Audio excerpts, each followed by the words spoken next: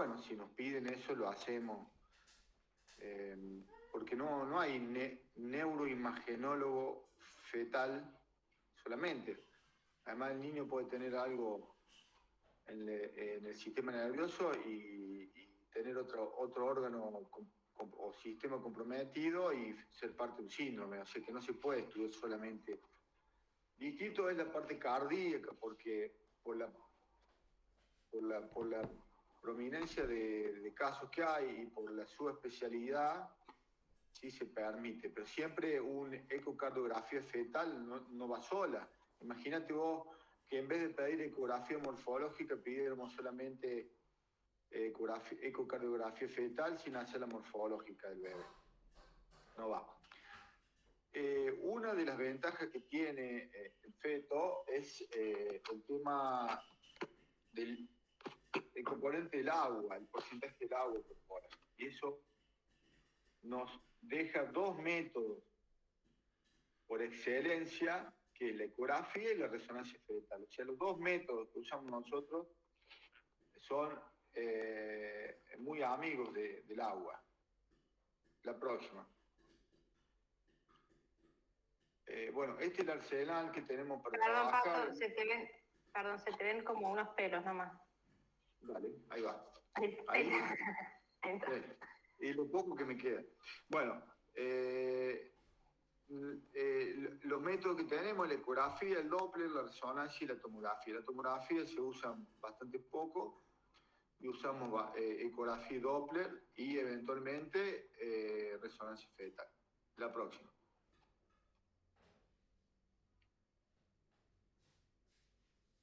La próxima es, ahí vamos. Bueno, la ecografía es un método de segundo trimestre. Ha sido discutido por alguna gente que decía, ¿para qué la ecografía? ¿Qué impacto tiene? Etcétera, etcétera. Y si uno se fija, prácticamente la totalidad de la patología malformativa del neonato se desplazó al feto. O sea que en la ecografía de rutina del segundo trimestre detecta más del 50% de las malformaciones congénitas. Y hoy no tiene sentido hacer un screening de patologías renales, por ejemplo, en el feto, porque todo ese screening de la patología renal, que es muy frecuente en el neonato, se desplazó a la vida fetal. La próxima.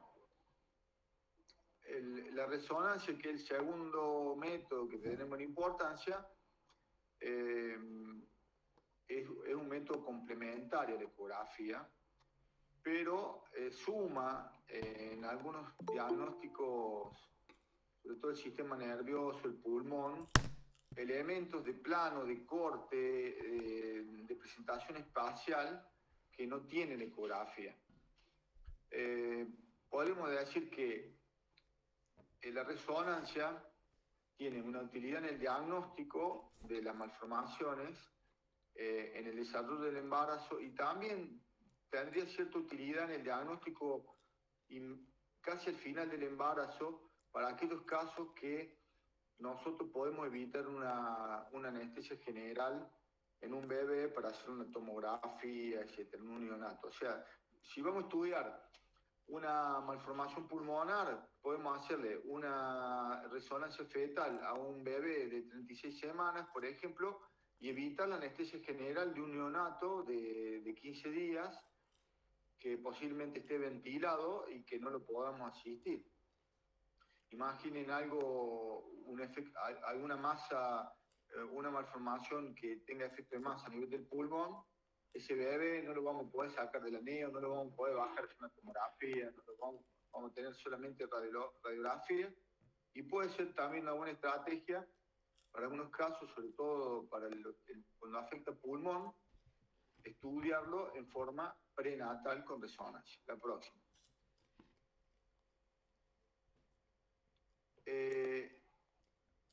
La resonancia fetal nunca se realiza en primera intención.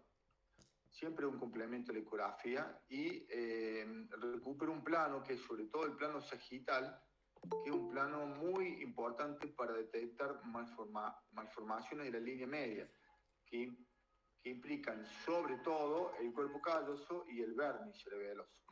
La próxima.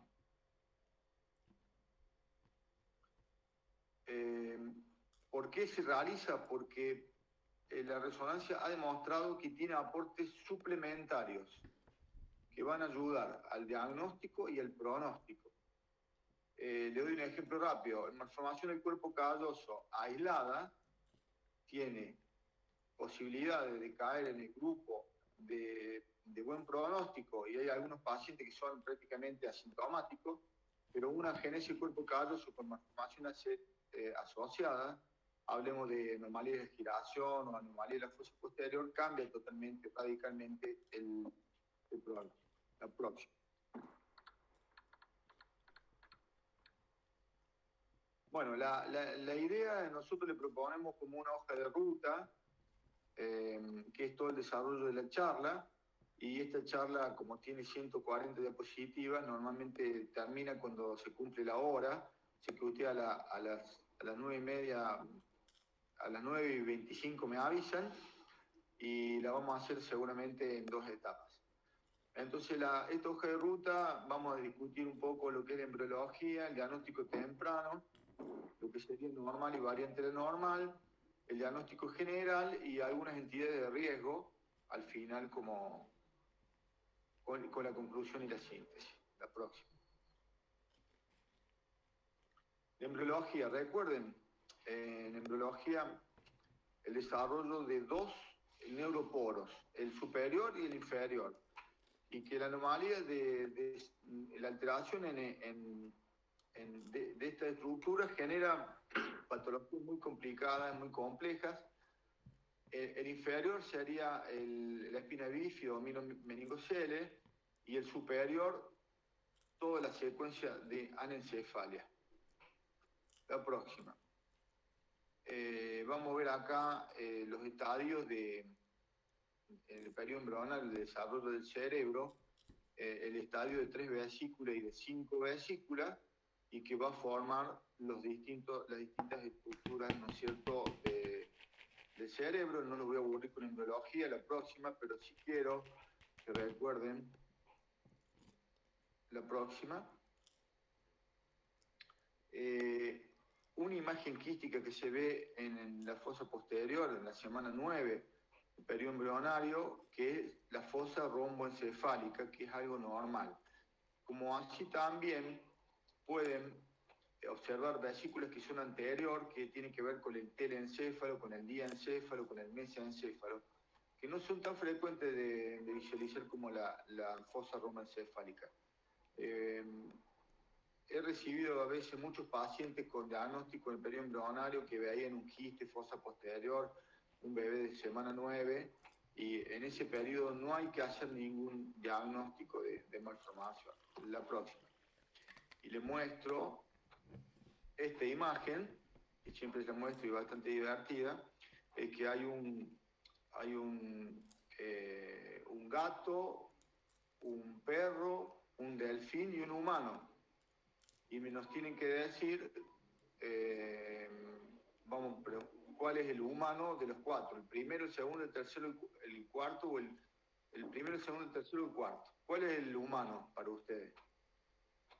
Alguien que tire, que no lo haya visto la diapo.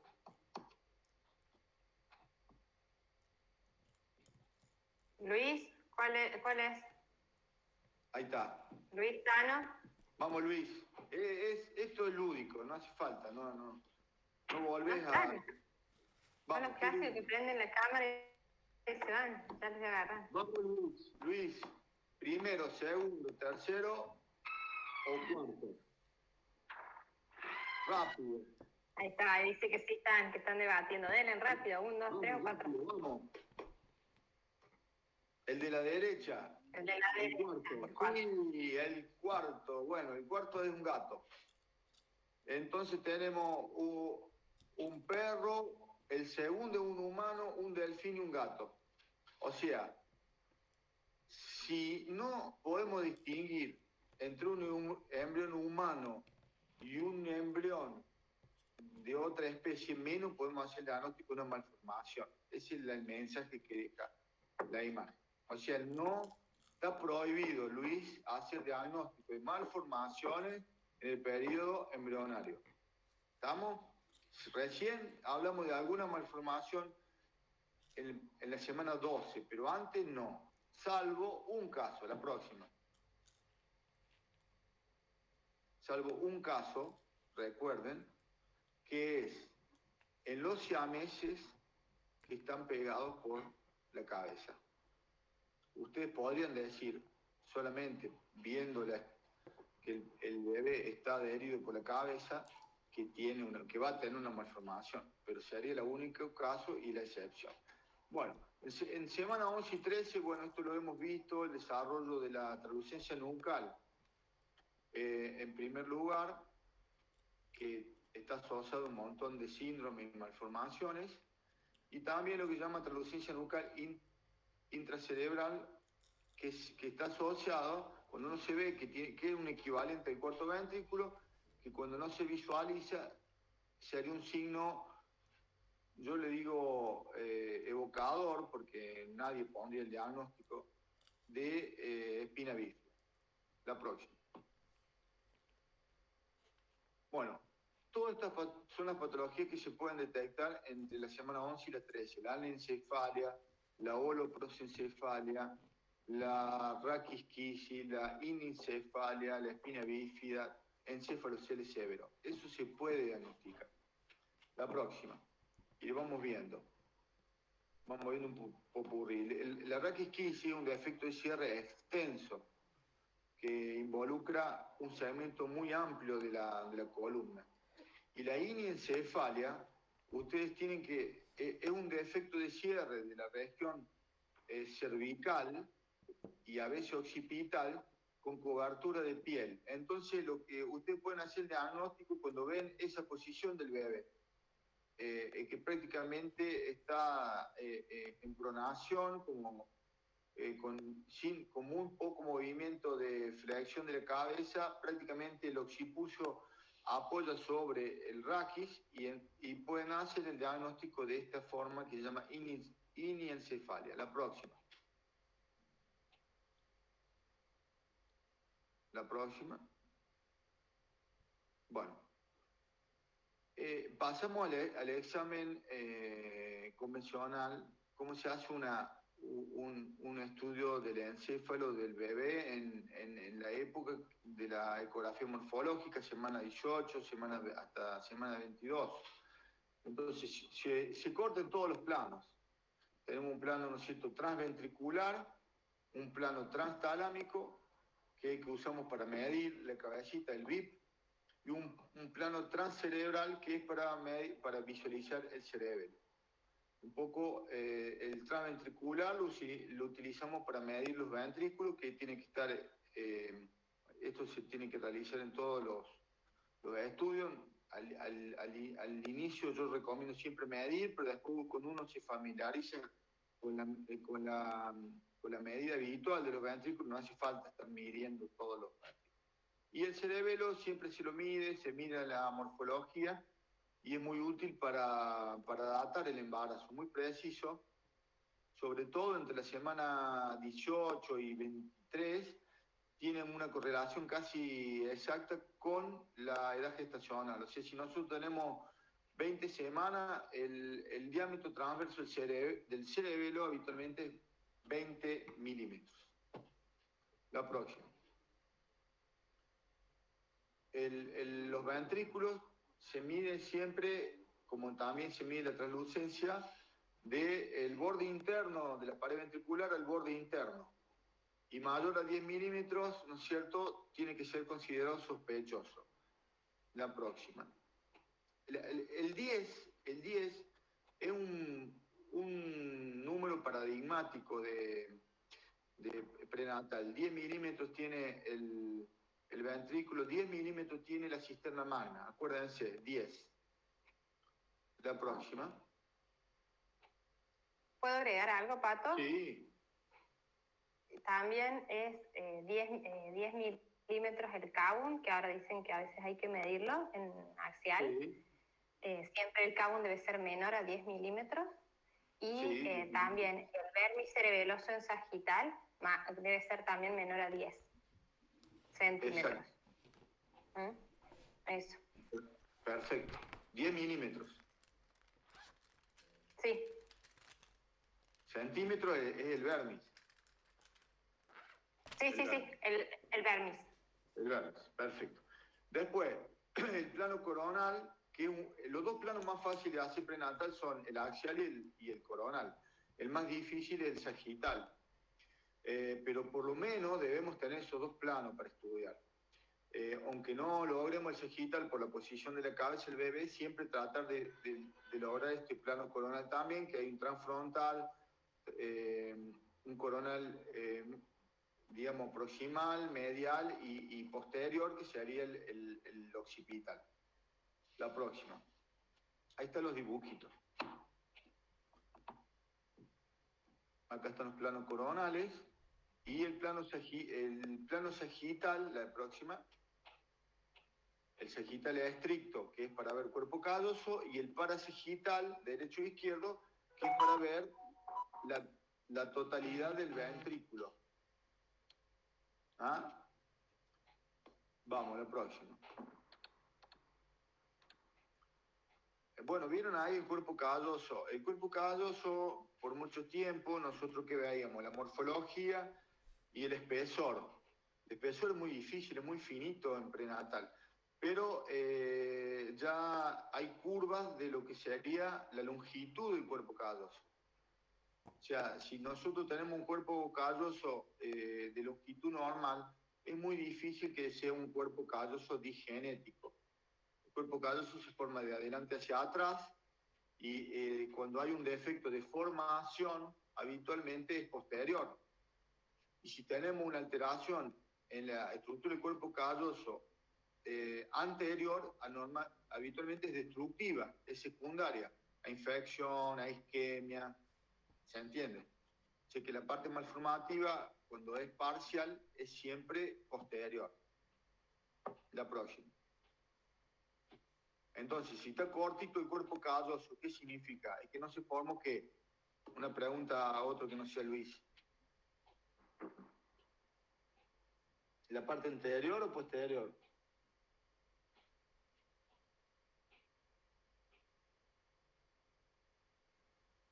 José, ¿te animás? Tira, ve a la José. Tira algo. Vamos, José.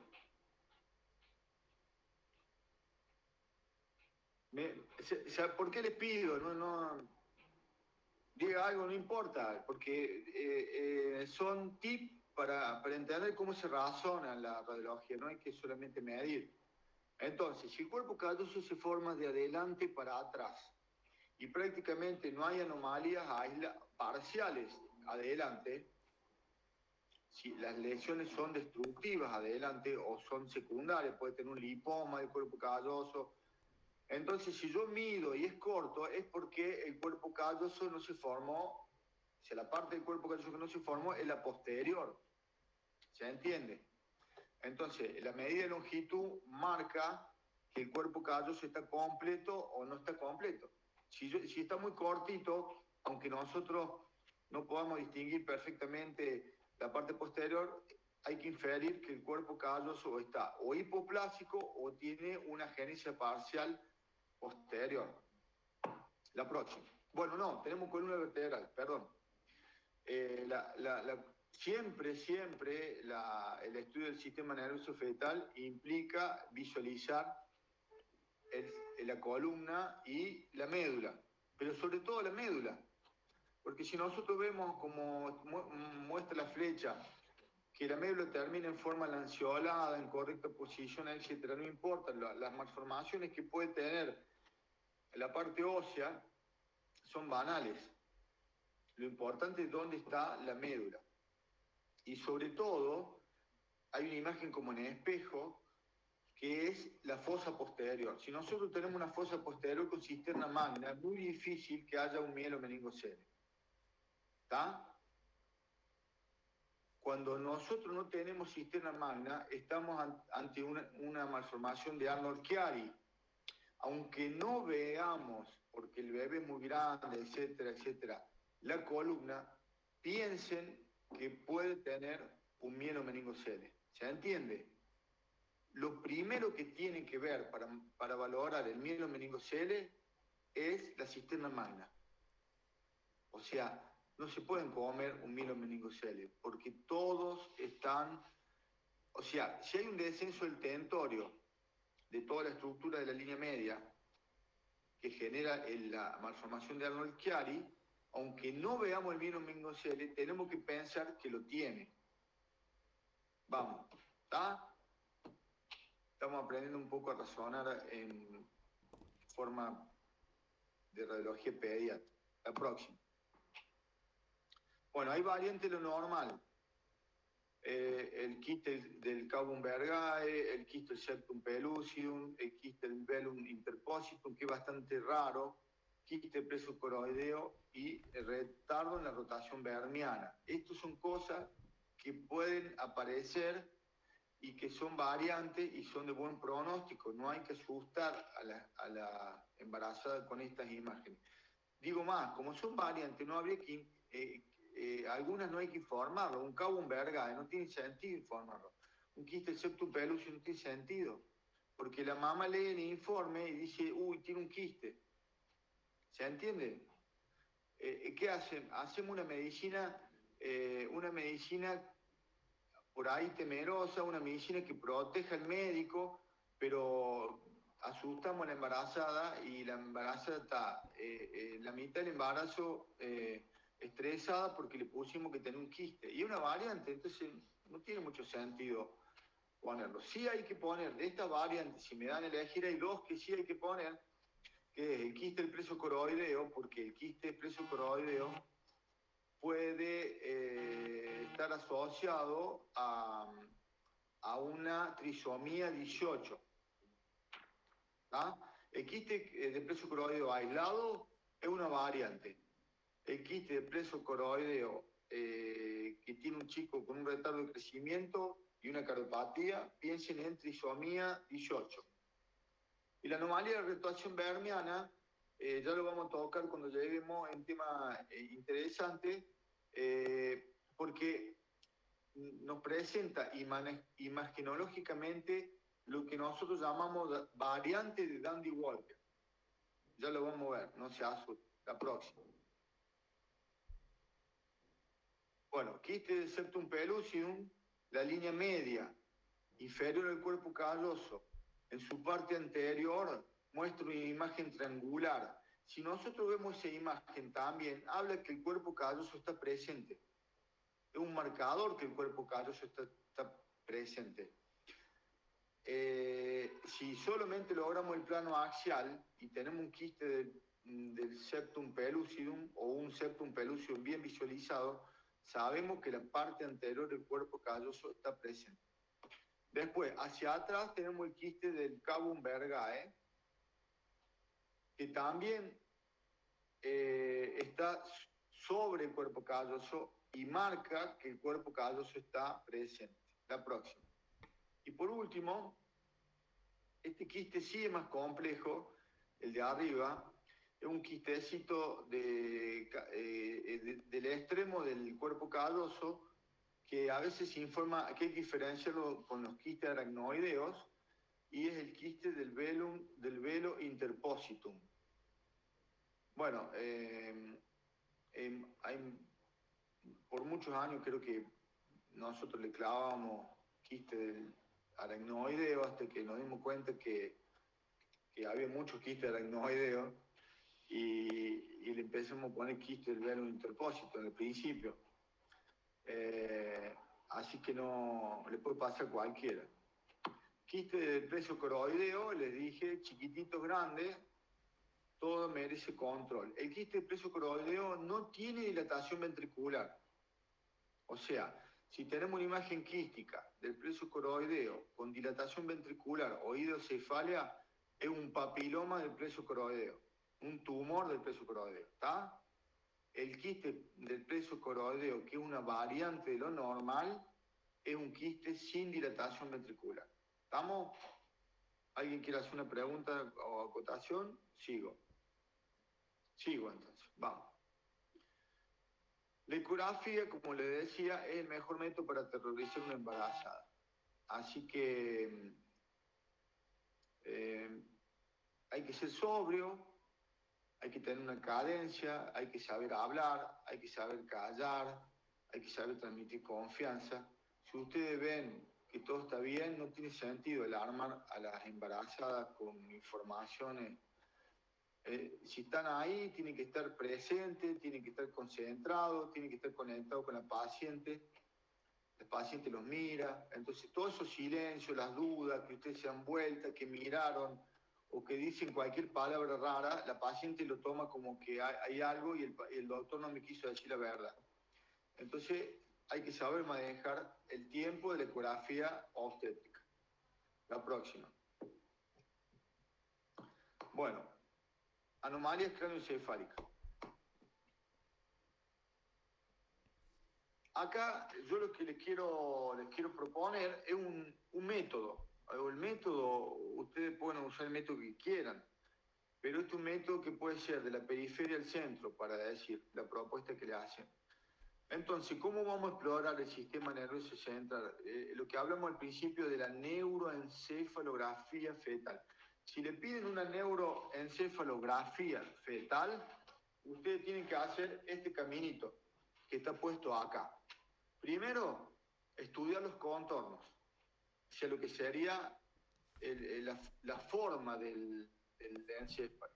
O sea, que puede tener un cráneo que sea dismórfico, un cráneo que sea pequeño, un cráneo que sea grande. Esos son, bueno, lo que serían las anomalías de los contornos. Después, inmediatamente vemos la anomalía, yo iría en el segundo paso a los ventrículos. Es como una imagen que es muy atrayente. Entonces, primero el contorno, después los ventrículos, como anclarse en los ventrículos.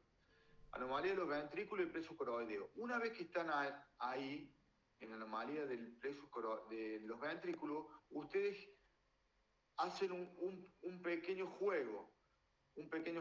Desde el contorno al ventrículo, ¿qué nos queda? La anomalía de los espacios pericerebrales, o sea, todo lo que hay entre el hueso y el encéfalo, el ribete del encéfalo, o si no estuviera girado lo liso del encéfalo, ahí están las meninges, ese espacio pericerebral hay que analizarlo.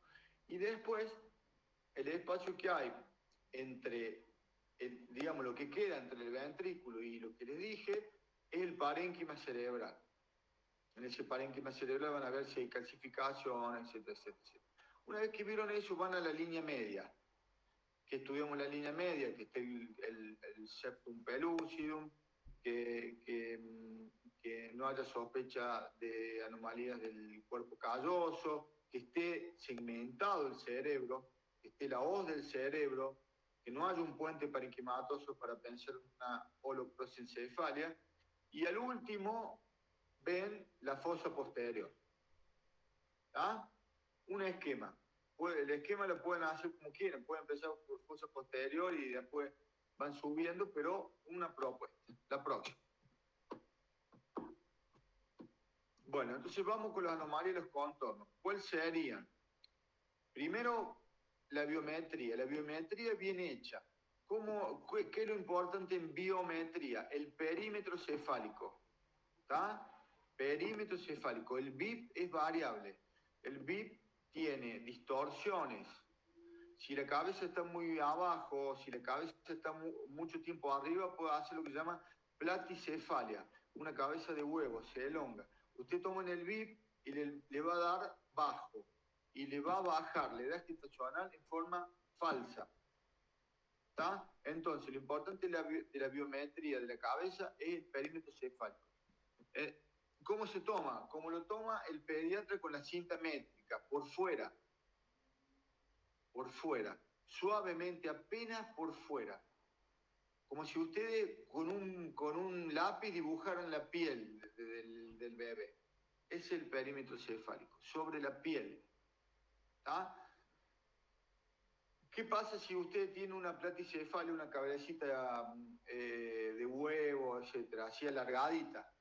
van a tomar el BIP, le va a dar 32 semanas. Van a tomar el perímetro cefálico, le va a dar 35 semanas. ¿Qué tienen que hacer?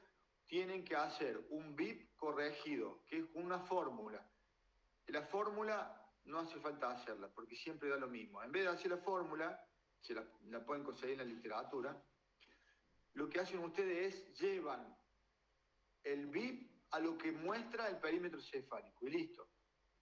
Tienen 35, lo llevan a 35, a 34,5, pero no lo dejan en 32 porque le va a bajar la edad gestacional global y el peso fetal. ¿Se entendió más o menos eso? Bueno, si no me dicen... Perfecto. Está perfecto. Listo, ¿se entendió? Bueno, después tenemos otra anomalía de los contornos, la ausencia, que en este caso sería la anencefalia, la secuencia anencefalia, que después le voy a ir diciendo todos los términos que también son parientes de la anencefalia. Defectos, o sea, tiene un hueco adelante o atrás, cefalocele. O sea, que además tiene que ver la línea blanca y pericogénica, que es el hueso. ¿Está? Lo único que hay discontinuidad de ese hueso son en las suturas. ¿Está? Las suturas, y que son simétricas. O sea, si ustedes ven la sutura coronal adelante, una línea, un huequito negro, tiene que estar la otra sutura coronal en espejo en el frente. ¿Está? Lo único que hay discontinuidad es las suturas. Bueno, desmineralización en la osteogénesis imperfecta. Hay desmineralización, pero en la hipofosfatasia, pero habitualmente hay fracturas. Cuando hay desmineralización del hueso, lo que llama como tabes, como pelotita de ping-pong, que usted lo toca en la cabecita y se deforma y queda como deformado, en eso, si les llega a pasar, no se peguen un tiro, ni salgan corriendo, ni se tiren por la ventana, piensen que es una osteogénesis imperfecta. Anomalía de la sutura, cranoestenosis. Hay una forma que se llama de estenosis múltiple que da lo que es cráneo en trébol. Es como un cráneo que tiene una hoja delante, una hoja al costado y dos hojas al costado, porque es una sinostosis múltiple. Y eso se puede hacer en el diagnóstico prenatal. Anomalía de la forma, bueno, la espina bífida, la famosa cabeza del limón. Y aspecto de soplado es cuando hay un proceso expansivo de un lado o del otro. Proceso expansivo puede ser una hiporoencefalia hipertensiva, que es como si fuera una hidrocefalia, una laguna cerebral que va creciendo. Hay anomalías de fosas posteriores que también son como hipertensivas, que son raras, que pueden alterar, ¿no es cierto?, pueden generar un efecto como de soplado, y los teratomas, que es el tumor más frecuente del encéfalo, en que no van a entender nada. Van a encontrar una masa del cerebro, no encuentran nada, no encuentran el cuerpo cardoso, el ventrículo no lo entienden, está todo distorsionado, le ponen el Doppler, no encuentran la arteria cerebral anterior. Bueno, cuando no entienden nada y hay un efecto de masa, piensen en un teratoma. ¿Está? La próxima. Bueno, la anomalía de la forma, ahí tenemos lo que serían las causas de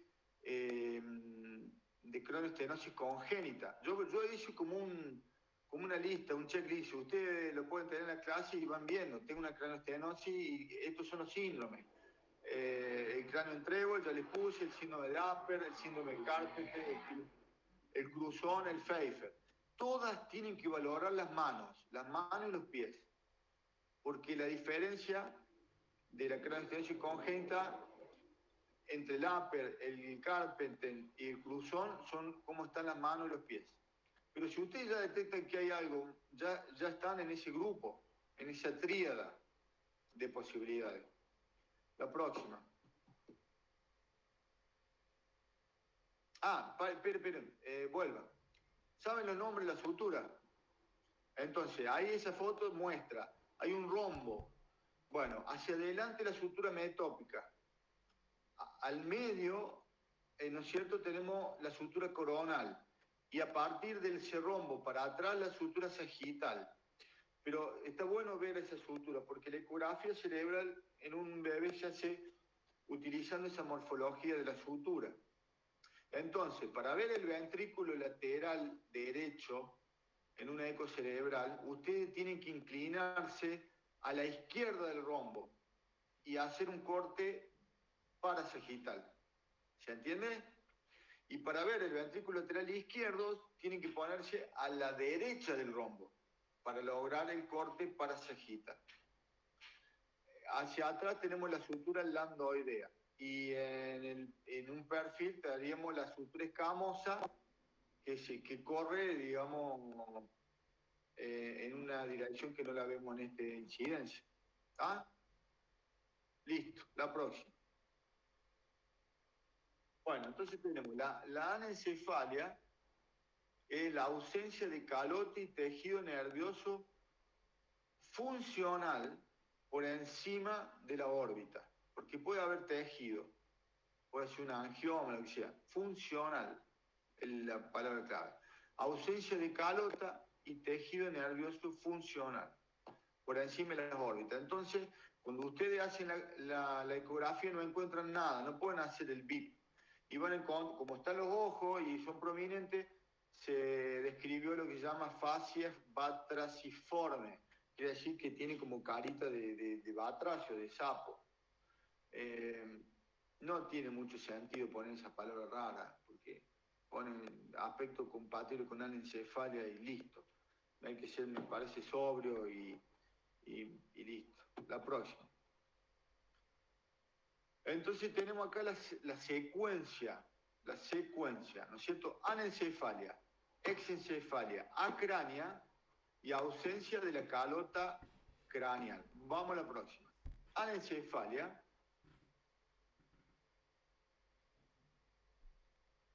Lo explico porque no está explicado, está resumido. Volvamos.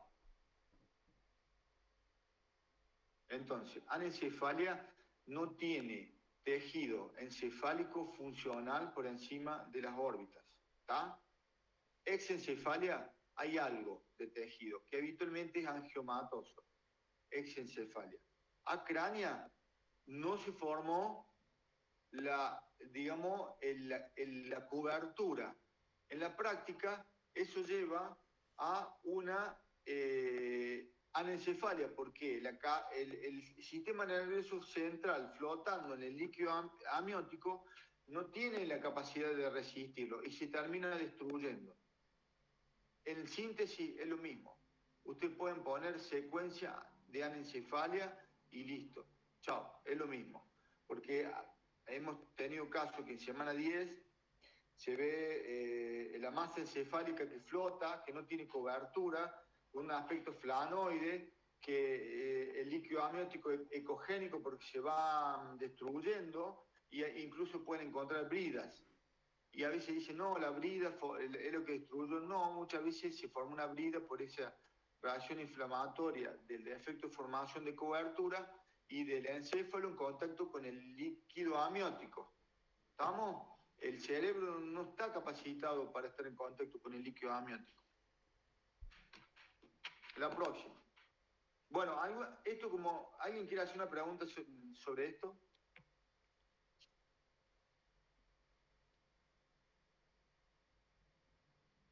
De anencefalia que le genere duda. Bueno, anencefalia estamos hablando semana 12, hay que hacer el diagnóstico, a veces lo vemos antes. Puede ser semana 12, ¿no? Bueno, la próxima, céfalocele.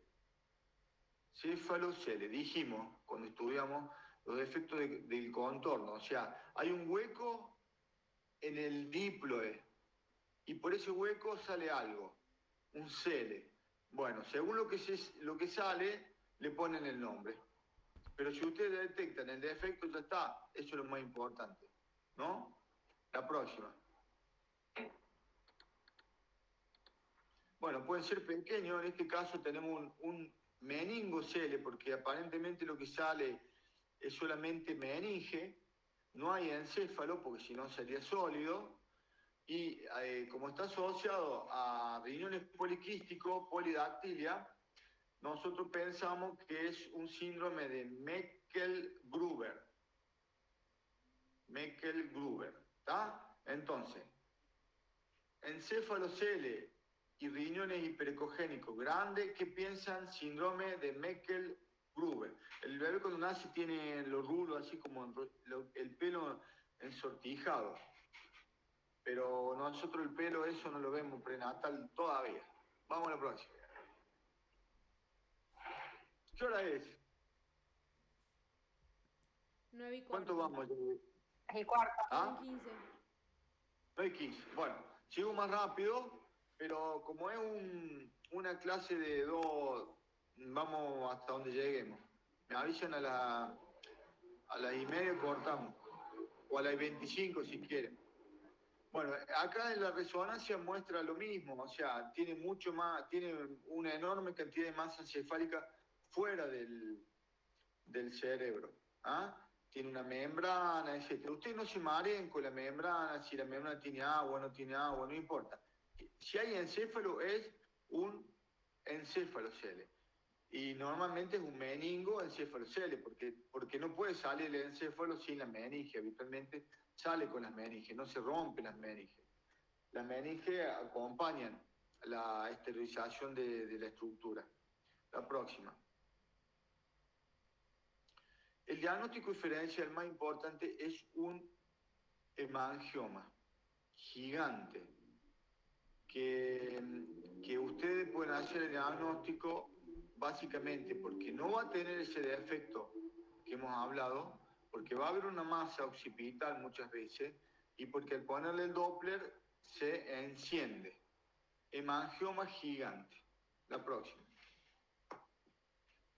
Y bueno, la otra cosa que pueden detectar es la espina bífida, que semana 12 es difícil. En teoría, si pudiéramos hacer lo que hacemos con translucencia nucal en la zona lumbosacra y medir, detectaríamos también con la translucencia intracraneal y ese método podríamos detectar la espina bífida, pero es difícil ponerle el gancho y la firma que es el diagnóstico, ¿no? La próxima. Entonces, ¿qué da, no es cierto, el encéfalo? El encéfalo da la alteración que dijimos de la morfología del cráneo. Da un signo de un cráneo en limón.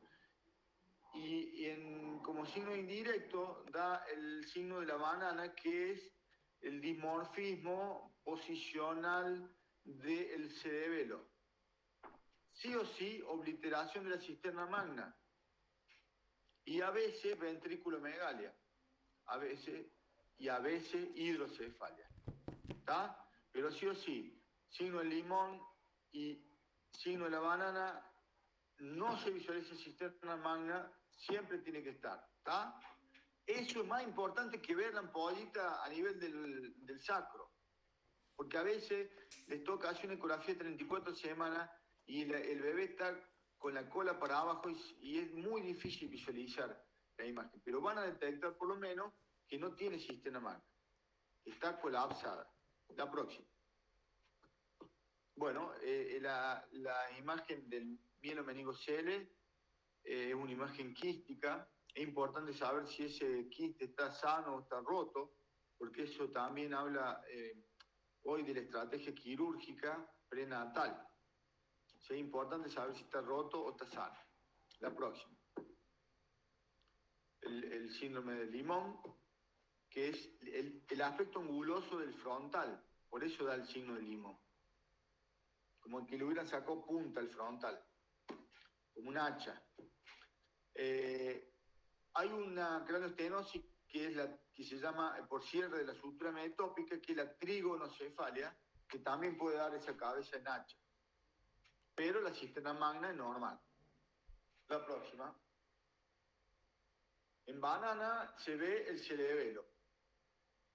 Si se fijan en las dos imágenes que están a la izquierda de la banana, van a ver que el cerebelo es raro, es como que está como completo, como que lo viéramos de abajo, pero lo estamos viendo de arriba.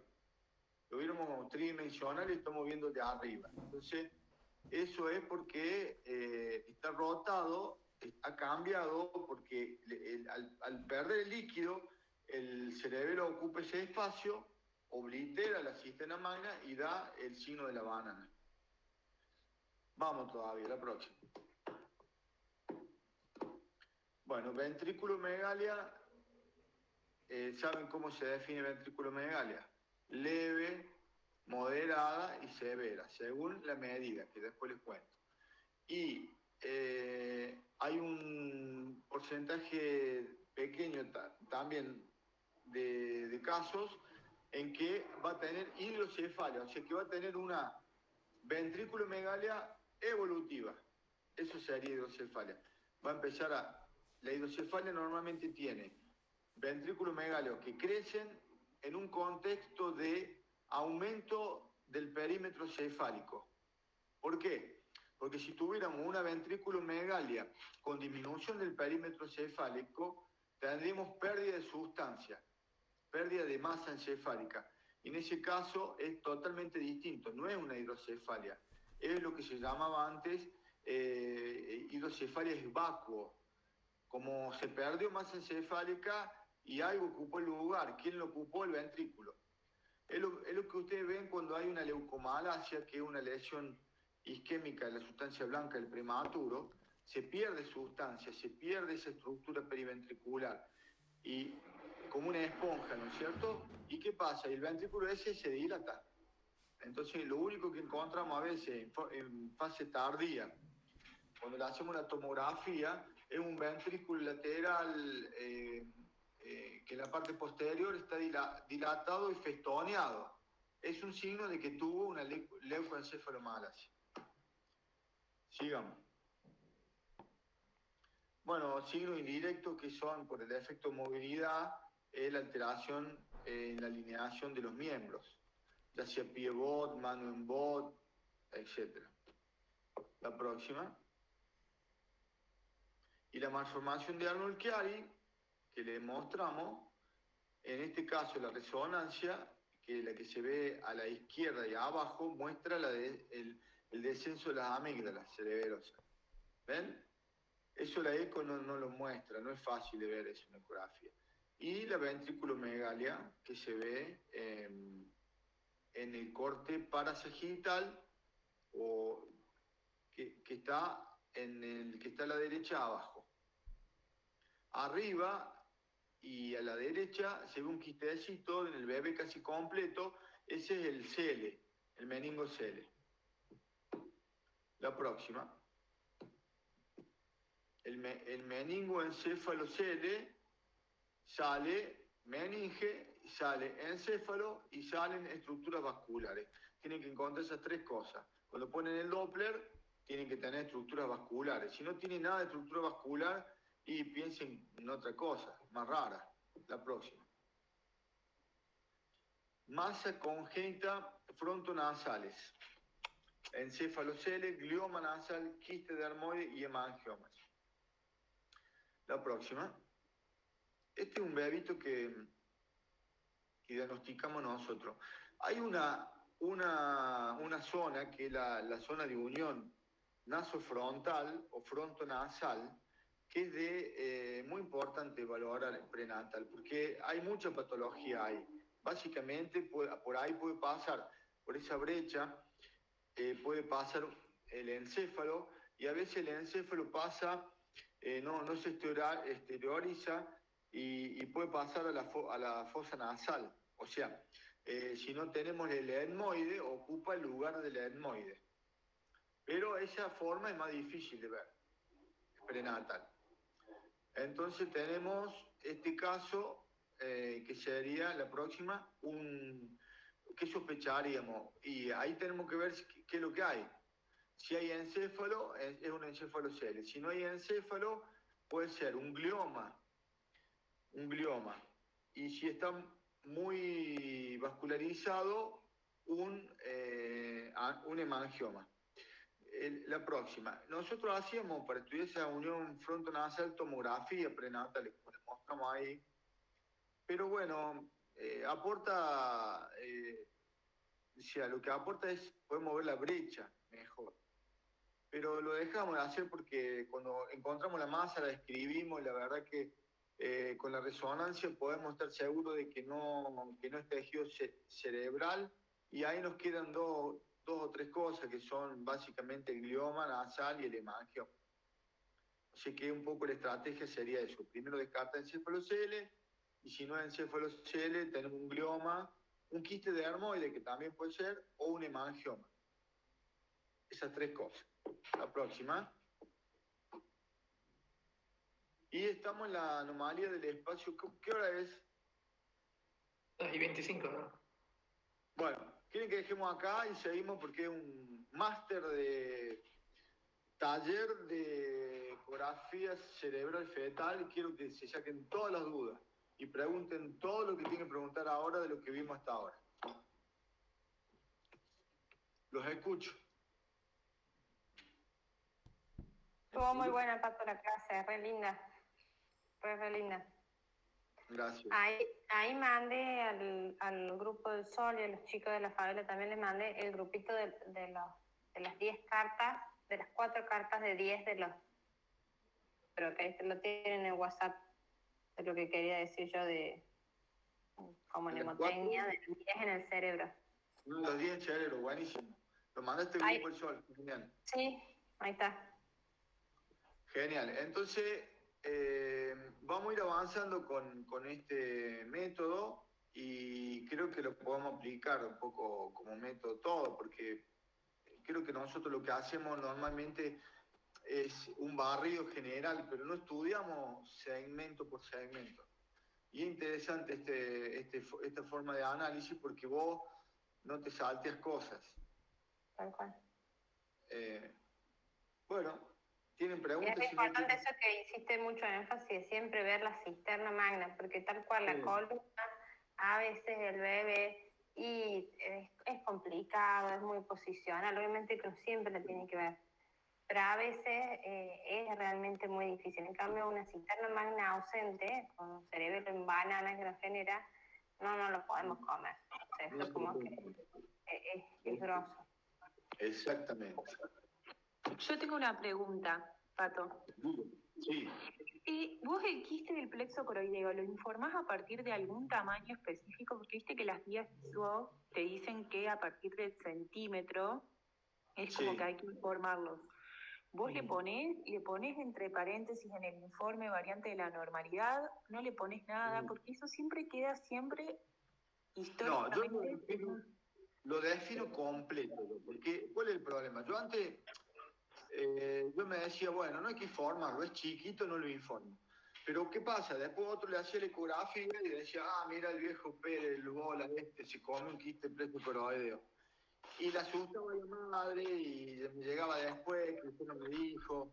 Entonces yo lo defino completo. Yo le digo, mira, hay un quiste plexo coroideo, eso, ¿qué pasa? Eso es, el plexo coroideo es un órgano que forma el líquido que nutre y protege el cerebro. O sea, ese órgano forma el líquido. Y a veces acumula un poquito de líquido porque no lo puede usar, como si fuera el folículo de un ovario, para explicárselo. Y no es nada, eso lo vamos a ver. La mitad desaparece durante el embarazo y la mitad desaparece en los 9 meses después del nacimiento. Bien. Y listo, lo digo, lo mido, le digo y lo defino y lo dejo tranquila. Otra pregunta de lo mismo. Independientemente del contenido, siempre si dilata el ventrículo, entonces tenemos que pensar en otra cosa, no en el quiste común del plexo. Si dilata el plexo coroideo... Si el quiste ese dilata el ventrículo por el tamaño. Claro. Bueno, si dilata, tenés que pensar que lo más frecuente que te va a pasar es que una asociación, ¿entendés? Que no tiene nada que ver el quiste, o sea, que es justo una asociación. Con algo. Pero si tuviera relación, lo único que está asociado es el tumor, el papiloma del plexo coroideo, que da hidrocefalia congénita. Bien. Y o sea, otra, vos tenés sí, otra pregunta final sí, es sí, la calota en el primer trimestre. sí, Siempre me genera dudas, porque a veces, viste que te describe, o sea, las guías dicen como que hay que verla completa. Y por ahí, a nivel de las suturas, uno no la ve completa, completa. A veces sí y a veces no. ¿Viste eso? Eso me genera siempre ahí como dudas. el tema es el siguiente, voy a decir el Sí, hueso me decís vos, el hueso, sí, la sí. calota, sí, el cráneo. Mira, si vos lo ves, eso es importante antes de la semana 10. O sea, de la semana 10 a la semana 10, si te toca un bebé que vos no ves los parietales, no lo Bien, ves bien, eh, pensá que tiene un defecto de la calota. O sea, eh, fíjate en un sagital si está desflecado la calota, porque si está un poquito como desflecado, es una anencefalia, que vos estás viendo la secuencia. está bien. ¿Y vos qué ponele? Lo ves en semana 10, te Sí, genera dudas. ¿Lo recitas? O sea, en una sí, semana sí, o una sí. semana y media tiene la TN. 2 semanas, 2 semanas. En 2 semanas. A las 12. Sí, ya ahí la vas a diagnosticar. Listo.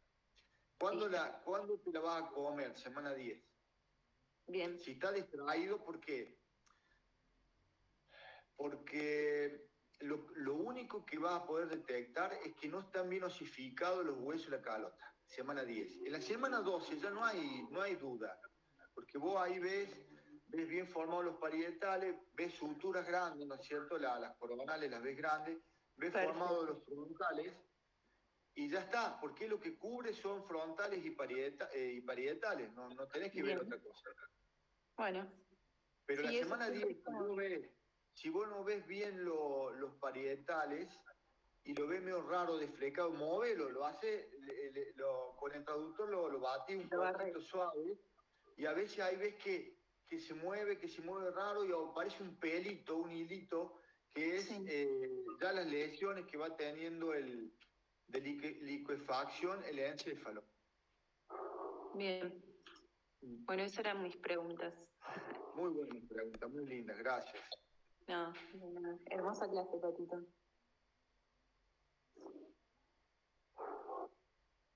Bueno, ¿alguien más? Bueno, lo vemos entonces el miércoles. ¿Qué prefieren, el martes o el miércoles? Si no lo